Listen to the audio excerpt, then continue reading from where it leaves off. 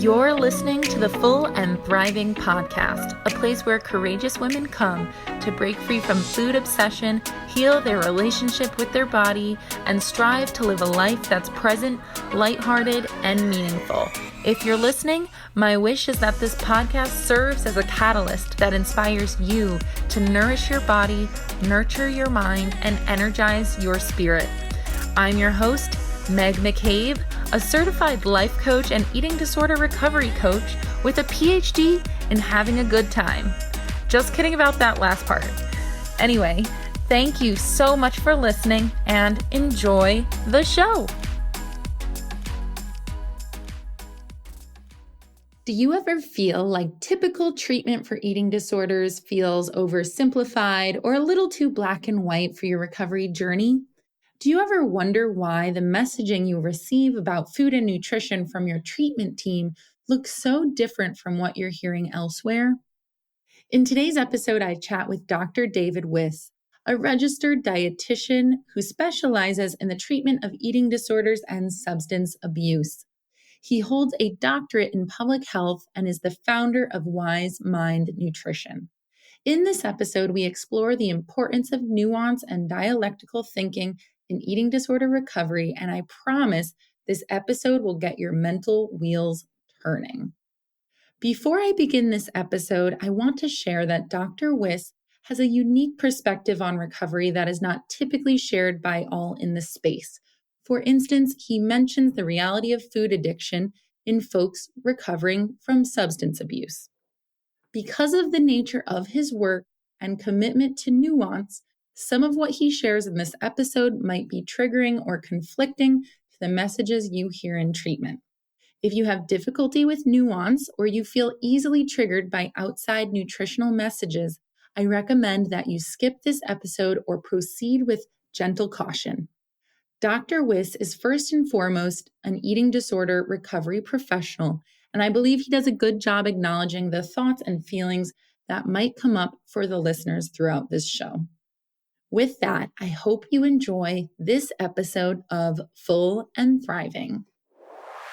Hi, Dr. Wiss. How are you today? Life is good. I'm so happy to be here. Thank you so much for having me. Well, thank you so much for joining me here. It is a true pleasure. I am so grateful that you could make it, and welcome to the show. Yes, what a great show to be on. Thank you. You're so welcome. I'm really excited to dive into our conversation today, doing a little bit of a deep dive. You are definitely an independent thinker in this field, so I'm excited to learn from you. Yeah, it's sometimes lonely when you develop new thought and, looking for deep conversations. And I get the sense already that you're someone that I can have a deep conversation with. That's why I became a podcaster. It's a great way to have deep conversations with amazing professionals in the space. So let's just dig on in. I'd love it if you could start off sharing a little bit about your own story of addiction and how that evolved into a career in nutrition. Yes, everyone always wants to know the personal story, so I get to tell it a lot. And there's a lot of versions of it.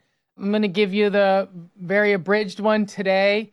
I do come from a legacy of alcoholism and addiction. My mother was a hippie and has some counterculture roots, and I think I picked up on some of that and always had an interest in being off the grid, being underground, counterculture. And so there was a lot of music and a lot of celebratory energy. I'm a product of the rave scene in the late 90s, which, was a big part of, who I came up as and my identity even today. But that culture definitely took a turn and it brought along some darkness after many years. I'm from West LA and I did excel academically, and I ended up doing my undergrad at USC.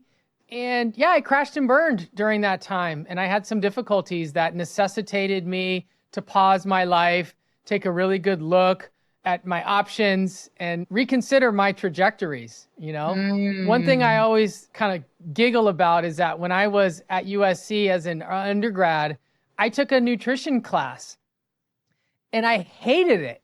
It was awful. It was like the worst experience ever. This was in the 90s, okay? And it was like, at that time, it was just a calorie-centric model. The class literally was, you learning how to like track calories, and you got into these body chambers, and the assignment was like to, set a goal and use nutrition to manipulate some of the variables.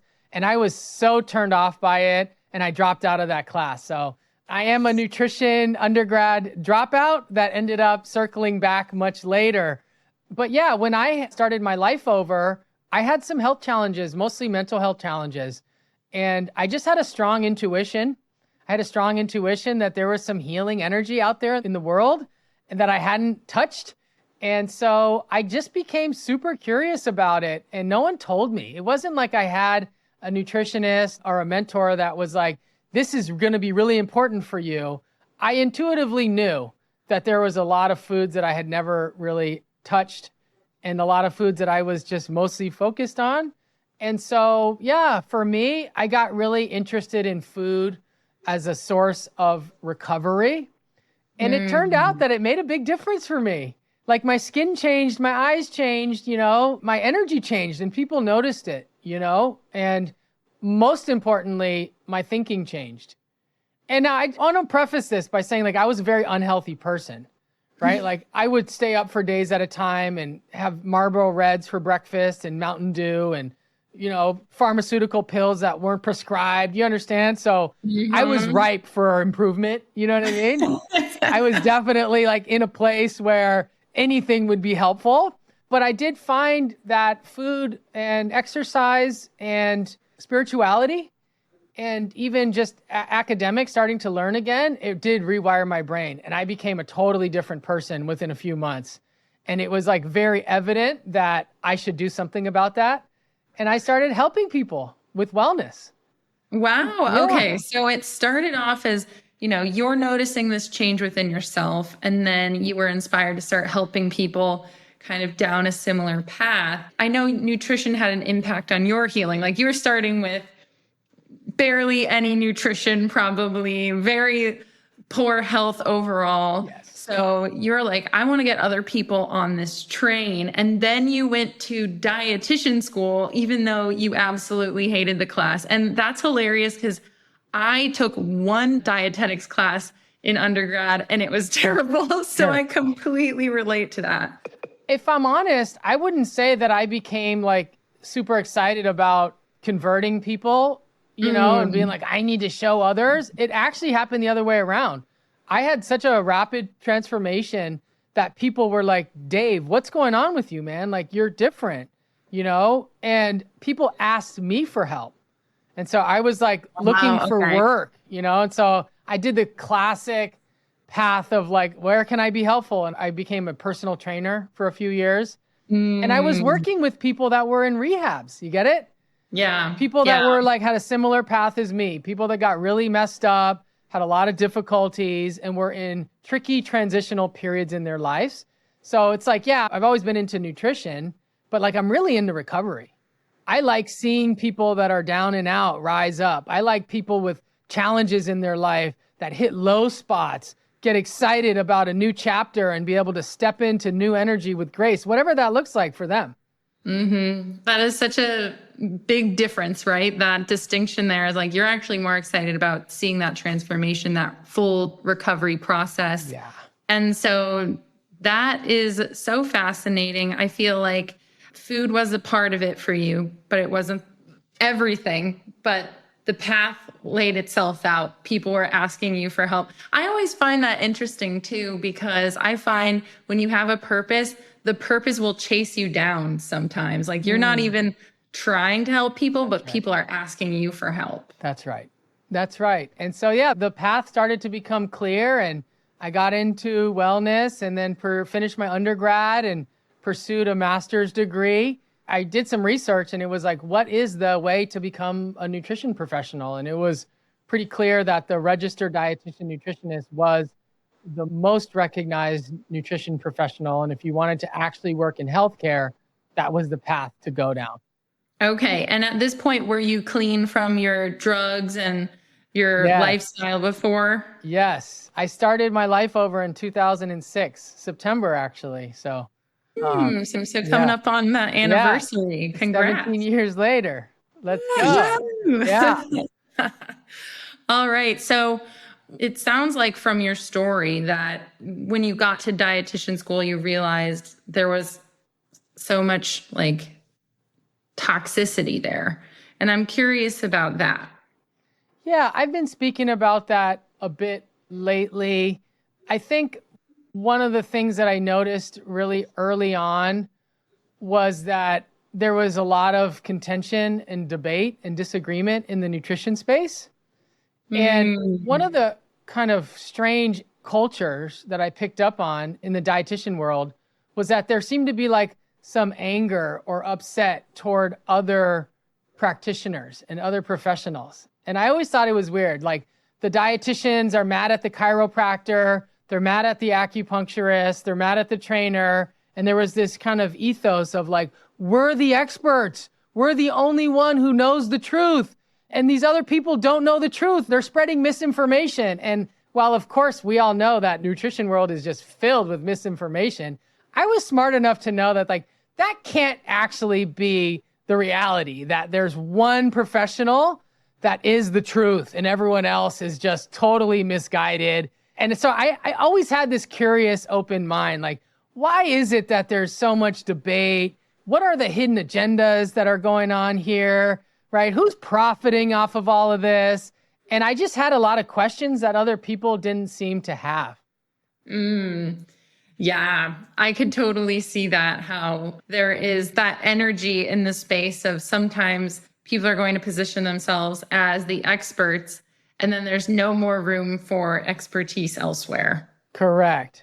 And I got very curious about that. And it was like, one of the things I saw pretty early on is that once, the dietitian gets into their internship, and I worked in a hospital, I worked in a school district, I worked in a WIC clinic, community nutrition. I did all these different things.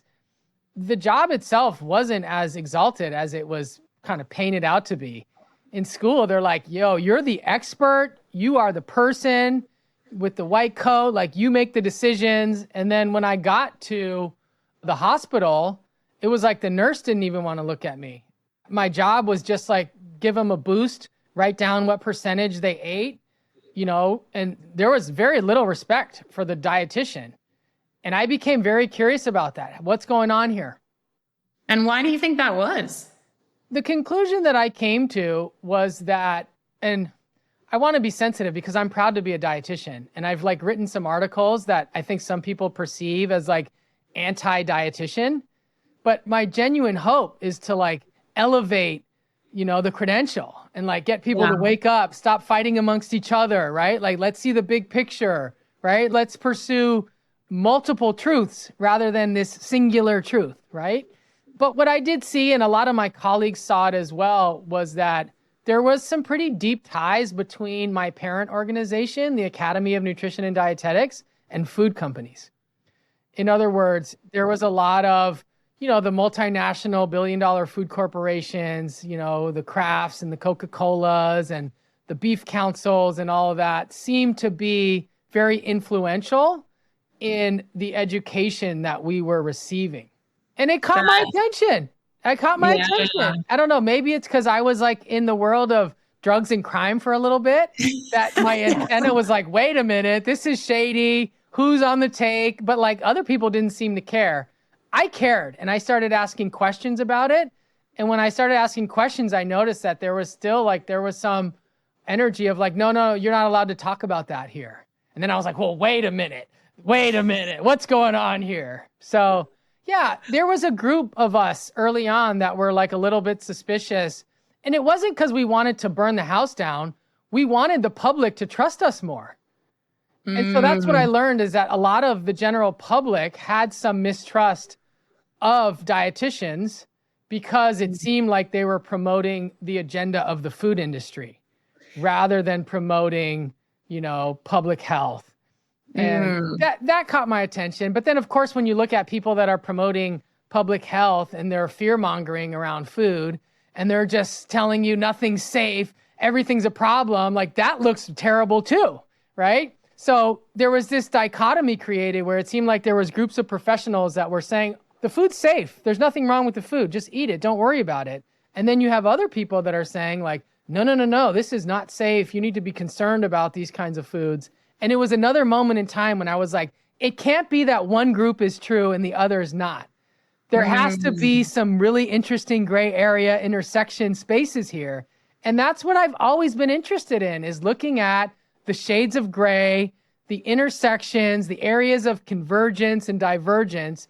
And it does seem like a lot of people in the nutrition space are very susceptible to black and white thinking, binary thinking, like this is the truth and this is not. This is diet culture and this is non-diet culture, right? You have two choices.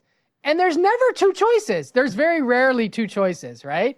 There's Right. always a whole world of nuance and all of that. So I kind of dedicated my career to like helping people think in more nuanced ways, to not decide that this is what's true and this is not. Like science, I have a PhD, so I had the opportunity to really take a deep dive into the study of truth, right? Dialectics, the understanding of, different conceptual models and how different people see them from different perspectives, and what is their underlying theoretical orientation that drives their thinking, right? And it really just blew my mind open. And I saw there was a deep need for people in the nutrition space to start thinking this way, and particularly in the eating disorder world. Mm, very interesting. There's so much you just shared there, like the healthy skepticism of the food industry, the importance of dialectical thinking and finding the nuance. I'm really curious, before we dive deeper, what exactly is dialectical thinking for those who might not know, and why do you feel like this is important? Important. Yes, thank you. So I think there's a lot of potential definitions, and one broad one is like the art of investigating truths, like dialectics, okay? But it got popular in DBT, which is dialectical behavioral therapy, a very like emerging modality of mental health treatment. And I think that, one of the easy ways that people understand it is to think about these two different kind of parts of the mind, right? The logical part of the mind, right? That's very focused on tasks and rational. And then we have the emotional part of the mind that's very mood dependent, more hot, right? More volatile. And then at the intersection is the wise mind, right? So in Mm. essence, dialectical thinking is an effort to always have a non-dual awareness, to be able to think of things as a both and rather than an either or. And this is very difficult for people, especially nowadays in the political climate. I think we are like almost prescribed to like pick a side on an issue, right? And so when it comes to like, larger issues, there comes a time when you got to like pick a side. But when it comes to science and health, especially mental health, it's all this really sticky, confusing, different stuff where sometimes picking a side and sticking your flag in the ground on an issue, especially in science, is really dangerous. Mm. It's so interesting because I'm relating to this on a individual level, just with eating disorder recovery. As a coach, I'm constantly telling people, you got to live in the gray zone. You got to set goals within the gray zone. Like we can't be black and white, even in the small actions, all the time. And so it's interesting how you're taking this like pretty huge fundamental piece of recovery and applying it to the mindset of the field. This is my big argument, is like, as an eating disorder professional, one of my biggest goals is to help people minimize black and white thinking, right? To eradicate all or nothing thinking, right? Around food and around body. But then like, as someone that's been in the field for so long, the eating disorder professionals have very black and white thinking about what's true and what's not. And so when I've made that point, some people are like, wow, right? That's a really, really good point. That's hard to argue against, right? That we're all susceptible to black and white thinking. We're all susceptible to bias, and we all have our own biases. Well, it's really interesting because I feel like sometimes the eating disorder doesn't leave room for nuance. So as a professional, we're scared to leave nuance there because we don't want the eating disorder to kind of sink its teeth in and run in a direction we didn't want it to go into, right? And so I'm really curious if you could explain more about this polarization and maybe give some examples of how the nutrition space is polarized and maybe how this might impact folks with eating disorders. Absolutely. And I want to say that your point is so well received that a lot of eating disorder thinking is quite extreme. And so in order to have a viable solution, it kind of has to be extreme in some cases, right? Right. You have to have a really strong, I tell my clients, like if you've had these really, restrictive, food negative, food punitive thinking patterns for 10 years every day, you might have to listen to a podcast every day and do an affirmation in the morning and read 50 books before your brain is starting to unravel from some of that, right? So we do need very clear messaging for a lot of people that are susceptible to extremes. But I will say two things and then come back to your question. One, extremes tend to lead to other extremes. True. And extremes usually don't end well. Right? Even like addiction recovery, like the addiction recovery thing, a lot of people look at that as like really extreme when someone gets sober from drugs and alcohol. And now all they do is go to meetings every day and they talk about nothing other than recovery. And they cut ties with everyone. Like that's extreme, but that was needed to recover from opioid addiction or meth addiction. Like you needed an extreme thing, right? But I always tell people sometimes we got to be sort of rigid to get free. But we don't get free so that we could stay rigid. At some point, we have to come back to like gray areas and to the middle and start thinking about nuance, right? In order for recovery to be sustainable. And this is true for addictions as well as eating disorders, right? Like there might be a difference between the message that someone gets at 30 days into residential versus 30 months out in an outpatient setting, right? Is the message the exact same? Maybe it is, maybe it isn't. I want to make one other point and then I'll answer your question. I think we do a great disservice when we lump all eating disorders into one category. I think that's like the perfect example of needing more nuance. For example, the individual with anorexia nervosa, restrictive type that has a history of OCD, that has orthorexic tendencies, that's very perfectionistic, right? Is a very different phenotype than, let's say, the person with bulimia nervosa that had a lot of trauma and that learned how to purge to self-soothe their PTSD. You know what I'm saying? Oh, well, that is so true in my experience as well. I approach I'm a coach, so I'm supporting a team in an outpatient way. I approach those clients very differently. And there's got to be there's even very clear personality distinctions in a general sense that you're navigating from one diagnosis to the next. And then, of course, binge eating disorder, which has a whole different world of possibilities that can depart even more from some of those other presentations. And so, yeah, I think that any clinician or practitioner or coach knows that there's a lot of heterogeneity with eating disorders, but we still talk about them as if it's one thing. Like we still use the term eating disorders and say, well, in eating disorders, we do this, right? And if you have an eating disorder certification, this is what you do, right? As opposed to thinking about it as this really broad range of possibilities that intersects with other mental health diagnoses, right?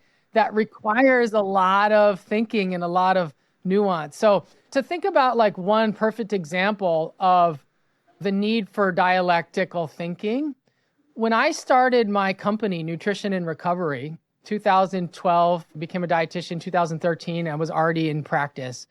I ran a lot of groups. I have a team of dietitians. We run groups at treatment centers. We bring eating disorder informed care into substance use disorder mental health facilities. But I learned a lot about the groups there, and the people, who they are as an eater, what their needs are, and what might some of the messaging be that would be most beneficial, right? Mm. And this is, where it gets tricky. And I know sometimes people have a hard time wrapping their head around this, but, for example, there could be a group of people in there that were similar to me and had very poor health behaviors and just drink energy drinks all day long and eat convenience food from gas stations and fast food, never really been to a grocery store, right? Don't know how to cook, and probably eat, 7 or 8 grams of fiber per day, get like no polyphenols, no antioxidants, no real colors, right? It's just like, wheat, meat, and cheese, okay? And like their gut environment's probably compromised, and it probably has some pretty significant downstream effects on their mental health, including depression and anxiety, right? So like to teach people how to improve their mental health recovery in that setting really might involve an emphasis on gut health, anti-inflammatory eating more fiber, thinking about protein as being important for, neurotransmitter production. You might be like needing to actually promote health. Whereas if you are in an eating disorder treatment center where there's a lot of people that have been obsessed with health and have orthorexic tendencies, right? They might even know more about nutrition than me, right? Like you would need to cover very different topics, right? So like it's almost unsafe to overly promote health, right? Because people take that too far, right? It's the promotion of health that people attach onto, and now they heard one thing about an oil that they should never eat, right? And they're committed to not eating that at all costs, right? So very, very dangerous environment for health education. Whereas the other group, the other 5 or 6 people, that's exactly what they need. Right. They need the health education. You see what I'm saying? Yeah. So now you have like these polar sort of opposite type of groups, right? So bear with me, right? This is tell me someone's done this for years. I got to run this group over here. This is the anti-diet group that we're running over here. And this is like, get your shit together and start eating better group over here. You know what I mean? Okay. And so, they're very different. But what if someone has both an eating disorder and a substance use disorder, and they have a combination of these things going on at the same time? Now what, right? What do you do? What do you do if there's, 3 people from that group and 3 people from that group, and they're all in the same room, right? Like, how can you be helpful to people, right? And so that's what really gave birth to me starting to think that it can't be eating disorder binary, eating disorder yes or no, that in the substance use disorder group, there's probably some people that have a little diet culture energy somewhere. They've been on a diet. They have some body image noise. Maybe they started using stimulants for weight loss, right? And you start to see like, oh, that phenomenon exists a little bit over here. And then you learn that this phenomenon exists over here, right? And that everything is coming together in this infinite world of possibilities, rather than this is your diagnoses and this is your diagnoses. It's like they're all sort of overlapping in ways that require and necessitate very scientific thinking and very gentle messaging and very much individualized treatment. And so, I became just fascinated with the idea of nuance. I'll give you one other example. There's a lot of research now showing that high fiber, anti-inflammatory eating, Mediterranean style diets are beneficial for depression. 7 randomized controlled trials to date, okay? There's like a growing body of evidence to show that Mediterranean style eating with the right kinds of fats and good colorful fruits and vegetables are helpful for people with depressive symptoms globally, okay? And a lot of this research comes from Australia, the UK, Canada, right? And we know that let's take someone who has some diet culture energy they picked up from their parents, and they've been trying to diet for a long time and have been unsuccessful. They've weight cycled. They're committed to a certain weight, right? To promote something like the Mediterranean diet to that person, it wouldn't make sense, right? Because what you want to do is get them off of the diet train, right? Yeah. To stop thinking about a perfect way of eating, to normalize food, to normalize their relationship with their body, and just let go a little bit and loosen up, right? So Right. here's the question, and I don't have the answers. I'm just trying to get people's wheels spinning a little bit. What if you had someone that had that kind of an eating disorder, very restrictive in nature, but they also had really persistent depression that wasn't responding well to the SSRIs? You know what I mean? And like they've done TMS, they've done ketamine, they've done a lot of things, and like their depression is just not resolving, right?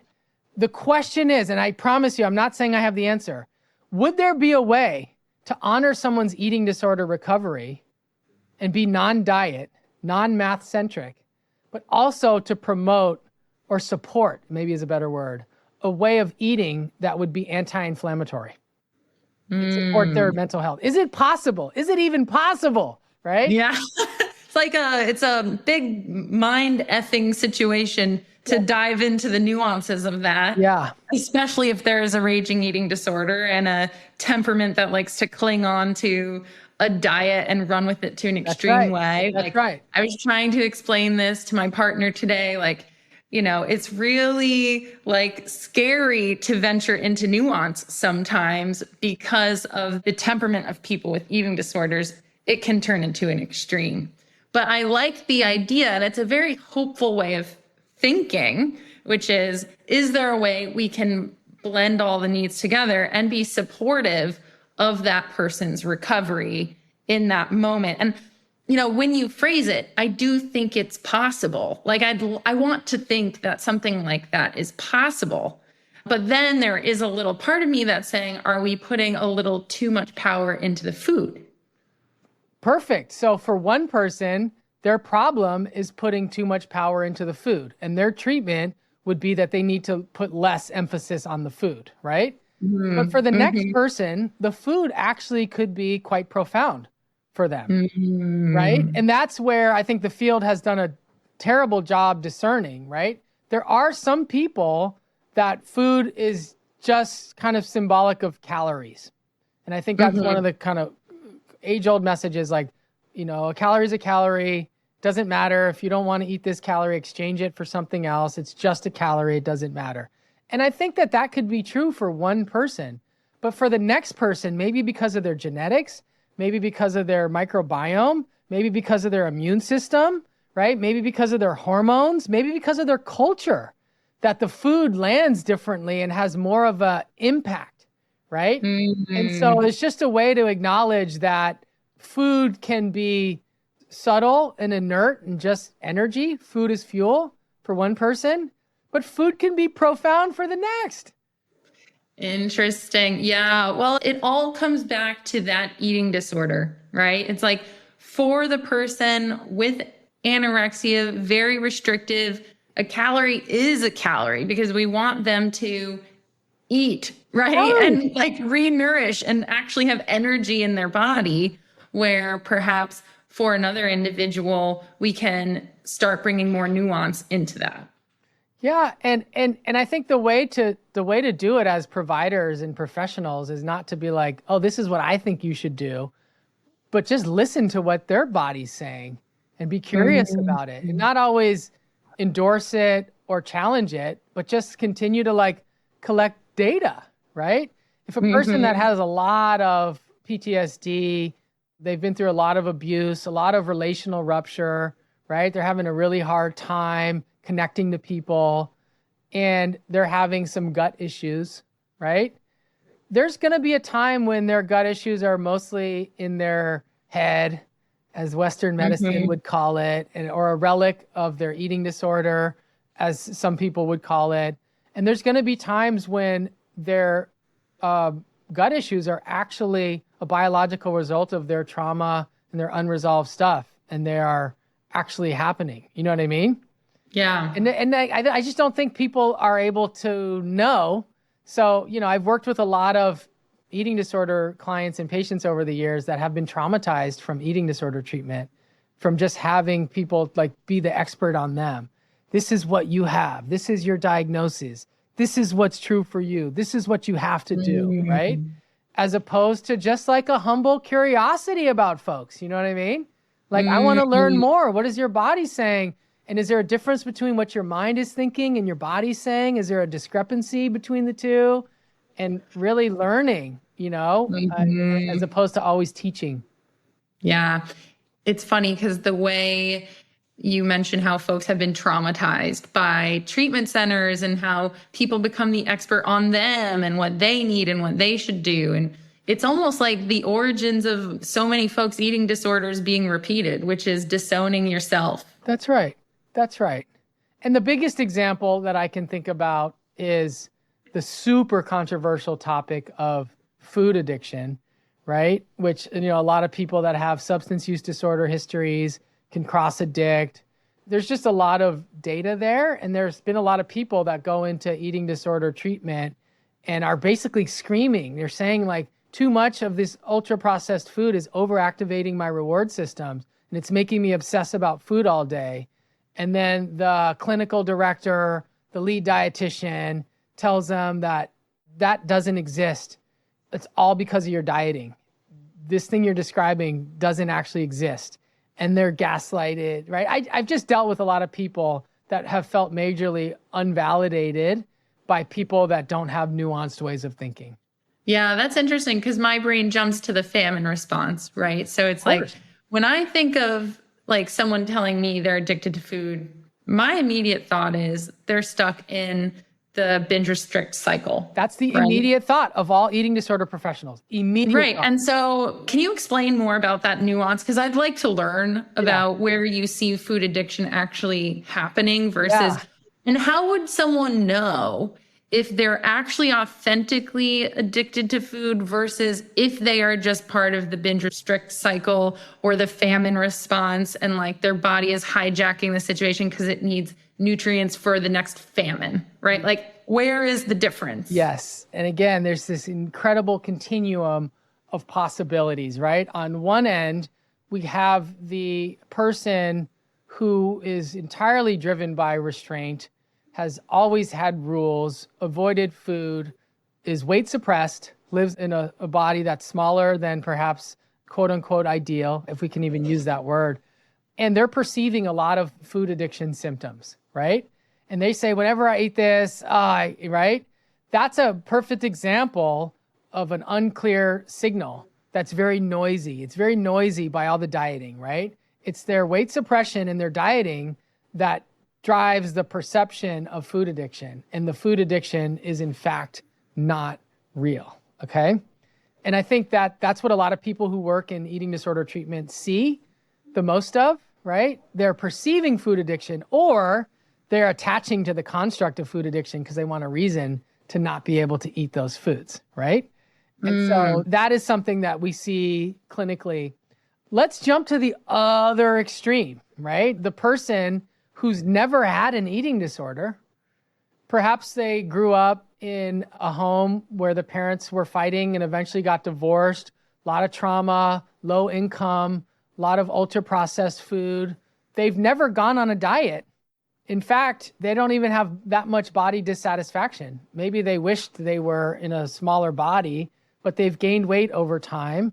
And now, let's say they end up going into a rehab at 30 years old, right?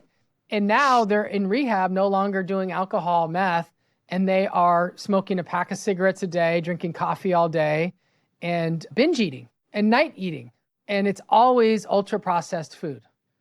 Okay. And so this is the other extreme example. The person that's never gone on a diet, okay, doesn't have any body image disturbance driving the restrained eating, but they have what would be considered obsession-like thinking around food, loss of control, right? Strong cravings, and essentially the overriding of willpower and the continued use despite negative consequences, right? So, and then we just have a world of possibilities in between, right? Where people have no addiction history. They just have food. Maybe they went through a divorce and they become emotional eaters. And there's now a lot of addiction-like eating. That's another term we use, reward-based eating, addiction-like eating, right? As opposed to food addiction because it just has too much charge for some people. And some people use the term emotional eating. It just depends on how you slice it and dice it. If you're talking about neurobiology or if you're talking about emotions, you get it? People that study neuroscience use the term addiction because the neural pathways symbolize addiction very clearly, crystal clear, right? I'd say it's more like caffeine or nicotine addiction than heroin or cocaine. But yeah, it's a phenomenon that's been very well described in over 1,000 research papers over the last 17 years, right? The area that hasn't really made a lot of progress, and this is what I've worked on as an eating disorder dietitian, what do you do when there's both? Like, what's more important? What do you prioritize? And I think as someone that works in the field of eating disorders, the energy is always like eating disorder priority is first, because this is a life-threatening mental illness. And right, like this is the top of the list. And I stand by that, right? If someone has like, restriction like eating, or they're purging, binging and purging in the cycle, right? Like that is the thing, okay? But I learned from my eating disorder colleagues that they believed that all presentations of food addiction are driven by dietary restraint, as you said, right? The natural assumption. But the question that was largely unanswered until recently, there was a great study published a few months ago that I'll cite in a minute. Is it possible that the food addiction is driving the dietary restraint? Interesting. Just something to think about. I'm not going to say I have the answers, and I'm not saying yes, but is it possible that some people diet too hard and then develop food addiction-like symptoms? Or let me not say or, let me say, and is it possible that people have addiction-like neurobiology and they have loss of control eating, and that's what drives them to go on their first diet? Does that make sense to you? So yeah. I do see the reversal there. What about the people listening who are just now confused about themselves and thinking, what if I'm addicted to food? What are your kind reminders to them? Being addicted to food does not mean that you need to be abstinent, or that you need to go to a 12-step program, or that you need to be very deliberate about not eating these things. It might for a small subset of people, but if someone has body image noise and if you have a long history of dieting, the solution is always making peace with food and making peace with your body, right? And that's going to look different from person to person. For one person, that could mean having something sweet at the end of every meal. For someone else, that could mean having a nice dessert every night. For someone else, that could be having it once a week. For someone else, it could be a couple times a month. Everyone's different, and it should change and evolve over time. You want to embrace the uncertainty of being an eater, and embrace the evolution, and accept the fact that your relationship to food will evolve over time. You know what I mean? And I can speak for me. When I was in rehabs and other institutions, I had crazy food addiction symptoms because I was getting sober off of drugs and alcohol. You know what I mean? But fast forward 17 years, I don't have any food addiction symptoms. So it's not a binary, like you either have this or you don't, right? It's kind of like depression or depressive symptoms. You could go through periods in your life where your depressive symptoms get really loud because of the circumstances of your life, right? And then you could go through lives when that's in remission, right? Periods in your life when that's in remission. And I think for people that are listening, it's important to know that if you are experiencing what feels like food addiction symptoms, it might be because you're so body dissatisfied and still committed to chasing after a weight goal. There's still something that's unresolved, right? It could be that you have a genetic predisposition to addiction like eating, and you're someone that could benefit from eating more fibrous and minimally processed foods. And I believe that, there's going to be a lot of people that are like, that's me, that's what I want to do. And maybe maybe your team will help you, maybe your coach will help you, maybe your dietitian will help you. But at the end of the day, I really believe that there's a broader range of possibilities than we in the eating disorder field have been trained to think. And that's my only message. I don't want to push food addiction. I don't believe that that's an important thing that everyone needs to know about. But it is a construct that has been canceled in the eating disorder field. And the question you would ask is like, why is it canceled? Because it challenges some of the long-held dogmatic theories that exist, right? Like, you have to think about it. Like, why are people so upset? Why are people so angry at it, right? And they say, well, it promotes restriction. Okay, for some people it does. It also promotes freedom and recovery for other people. There's thousands of people out there in the world. Like, and I'm not a big 12-step food program guy. I see a lot of problems with it, but I would never poo-poo on it fully. There's thousands, if not hundreds of thousands of people that have gotten recovery from those things. You know what I mean? Who am I to say, right, that they're poison or toxic, right? They might be poison or toxic for some people, but the perfect fit for someone else. So here's my answer to that question. Why are people so angry? Because it does challenge the established, institutionalized eating disorder messaging around intuitive eating. It challenges it a little bit. It does. And it makes people really uncomfortable. All I'm saying is, instead of being uncomfortable and getting mad and fighting each other, let's talk about it. Let's have conferences about it. Let's sit at the round table. Let's bring in clients. Let's hear from our patients.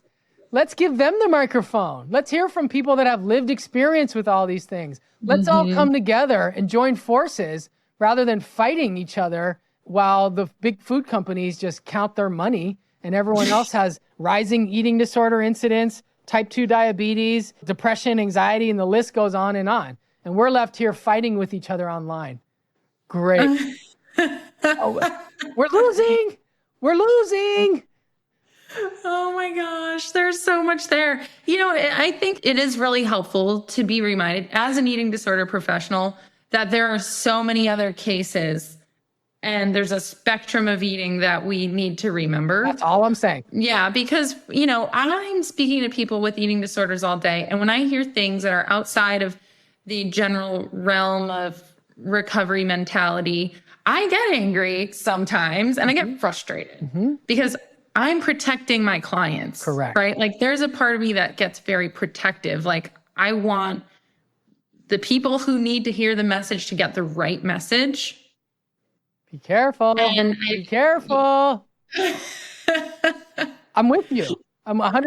And so I think that's why there is a little controversy around this conversation. And as a podcast host, when I, heard that you were coming onto my podcast and I did a little bit of research, I remembered, I was like, oh man, this could stir the pot a little bit. But I think it's really important to have the conversation. Yeah.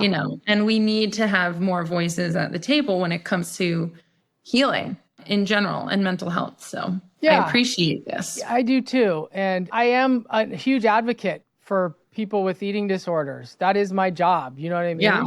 But I do think that there's forgotten groups. There's missed groups. Yeah. And that's all. As someone that represents a marginalized group, people with addictions, right?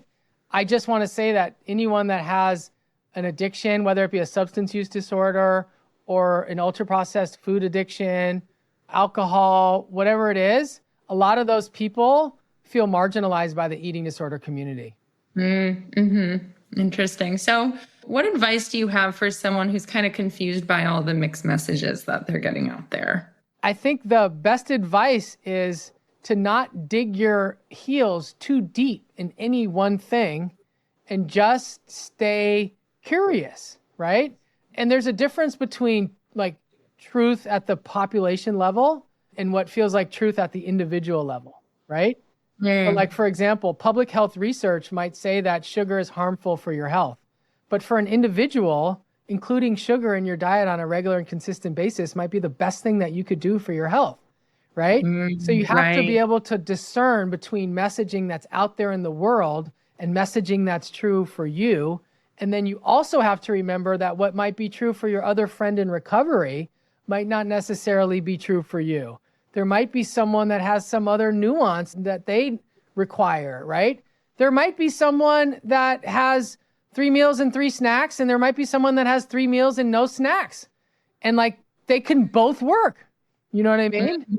Depending on the person, depending on all those things. And I think the real thing is that when we're fighting amongst ourselves and comparing ourselves to other people, right? And then professionals are fighting, we're not able to make real progress because we're in a fight or flight state rather than a calm, let's heal together state. Let's welcome diversity, body diversity, neurochemical diversity, neurodiversity. Let's just welcome all the different realms of possibilities and not be triggered by other people. right? When we feel safe, this is my healing work, 17 years separated from drugs, incarceration, you name it. I feel safe. When I feel safe, I don't feel triggered by anyone. You get it? Like, Yeah, it's so true. I'm not triggered by messaging out there. When I hear people say things, I say things like, oh, that makes sense. That makes sense why they might think that way. Oh, I understand that they have that background and that training. And I know that a lot of the listeners now are people in recovery. And I think, if anything, I really just want to broaden your perspective, right? Like, this is about you, okay? But there's a collective consciousness out there in the world. And when we can interact with that in meaningful ways, we can experience peace. And, I'm a non-diet dietitian, but I'm not an anti-diet dietitian. And what I mean by that is I'm not anti anything. I'm not setting up my life about what I'm against. I'm setting it up about what I'm for. And I am for recovery. I am for nuance. I am for making peace with food, making peace with body, learning how to cook, going to the grocery store, connecting to food at a spiritual level, mindful eating, soulful eating, intuitive eating, functional medicine. I'm into all these different things and bringing them together. And I think at the clinical level, the reason why I have so many different backgrounds and trainings and skills, it's not because there's so many different people that need to fall into these different buckets. It's because there's so many people that live at the intersection of all the buckets. Yeah. It's so true. I appreciate the intersectionality of your work and the open-mindedness of what you're doing and what you're teaching. I think it's important for everyone to be open-minded and to, pay attention to other folks out in the world outside of what they're used to communicating with every day. Okay, so before I let you go, David, I would love to hear where listeners could connect with you, work with you, if your message is something that's connected with them today. Sure. My clinical practice is called Nutrition in Recovery. Nutritionandrecovery.com has been around a long time. And I work with complex cases at this intersection space, right? That's what I do. People that have had negative experiences elsewhere, that have addiction, eating disorder, depression, anxiety. That's my sort of lane. I have an app that I built called Wise Mind Nutrition, and it is nutrition for mental health. So it's trying to go broader than just thinking in terms of eating disorders, which is a big part of what I do clinically, and say, what about the person with depression? What about the person with anxiety? What about the person with trauma? What about the person with ADHD? We have evidence about certain things that they could do, and these people matter too. It's a very non-diet program. There's a food log, so I'm trying to compete with Recovery Record. Got the Recovery Record thing going. No calories, no macronutrients, all qualitative, gentle nutrition. You think about food groups, hunger, fullness, super warm energy, very supportive, allows people to set their own intentions, create their own path, look at, their day each night and reflect, bring in a little spirituality if that's something that floats someone's boat. And then there's, like a video programming that has some cooking instructions, very non-diet, meditation, and we teach about the nutrition for mental health revolution. So it is designed by an eating disorder professional to be eating disorder friendly, but it's not an exclusive eating disorder app, if that makes sense. It's yes, that makes sense. Anyone on a health and wellness journey, people with substance use disorders, but it is a very safe place for people to heal. And it's free. The food log's free. There's a free 9-day program. If someone wants to do the full nutrition for mental health program, there's an upgrade, and you could provide some data if you like, so you can get some personalized messaging for various sort of mental health conditions. And you can see how your mental health improves over time. So you could see by food logging and staying accountable, you could see how eating disorder symptoms or anxiety symptoms might go down. And like Recovery Record, you'll be able to connect it to a clinician or a coach. And it's a really awesome movement that I spent 2.5 years working on that I just released about a week or two ago. So soft launch and on Apple right now. And I'm sure by the time this comes out, it'll be on Google Android as well. And so, I have social media for Wise Mind Nutrition on TikTok, wise_mind_nutrition on Instagram, Wise Mind Nutrition, YouTube. And I also have a personal Instagram at Dr. David Wiss. Kind of transitioned to posting more about my life, my wife, my child, and some of the other stuff there, and spreading the good news about nutrition for mental health at Wise Mind Nutrition. Fabulous. Thank you for all of that information. I think those will be helpful resources for many of the listeners. So, Dr. Wiss, it has been a lovely conversation. Thank you so much for being on the show today. You got it. I had such a pleasure chatting with you and building some new ideas together. Yay. All right, that concludes this week's episode of the Full and Thriving podcast. Thank you so much for taking the time to listen to this episode of the show. When you have a moment, please head on over to Instagram and follow my recovery coaching account at Meg_McCabe to stay up to date on everything I'm doing in recovery land. And if you're feeling extra inspired, please send me a direct message to let me know how this podcast has impacted your life. I'd love to hear your feedback. Thanks again for listening, and I'll see you next week.